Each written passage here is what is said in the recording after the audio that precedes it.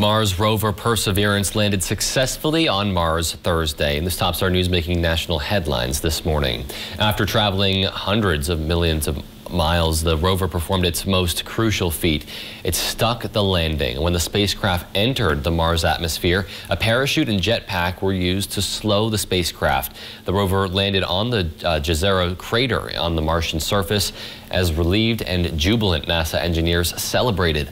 Soon after the landing, images from the red planet were beamed back to Earth. The rover will now set out on NASA's most ambitious mission yet to find out if life ever existed on Mars.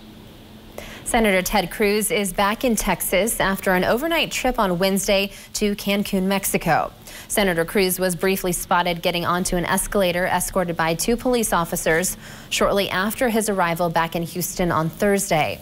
This as millions of residents across Texas face extreme weather conditions, power outages, and a water crisis, and desperation to find food and warmth. 2 residents waiting at the airport say Cruz needs to step up and help. The high-profile Republican senator came under fire after images began circulating on social media Wednesday night showing him traveling to Mexico with his family. He released a statement saying in part that, quote, wanting to be a good dad, I flew down with them last night and am flying back this afternoon. My staff and I are in constant communication with state and local leaders to get to the bottom of what happened in Texas. The Senate is in recess this week.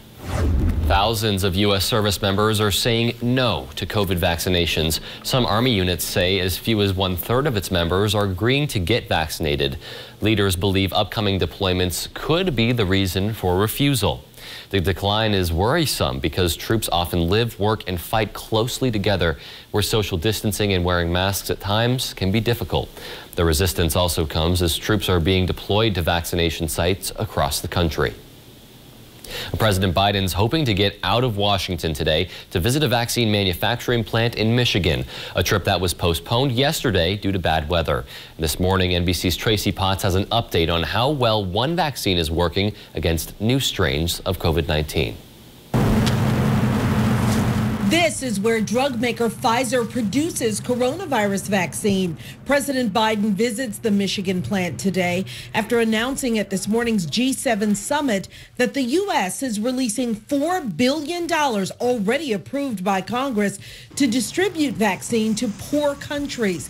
130 countries haven't received any as new versions of the virus continue to spread. How close are you to finding a new vaccine to handle the South African variant? Well, that likely will take several months. New variants of COVID-19 have appeared in 1,300 people in 42 states.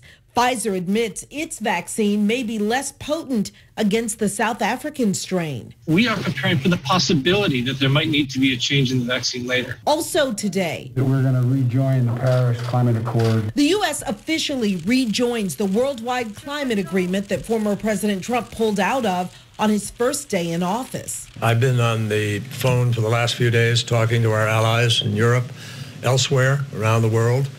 And they are welcoming us back. John Kerry, Biden's special envoy for climate, hosts a global engagement summit today focused on sustainability, including limits on global emissions.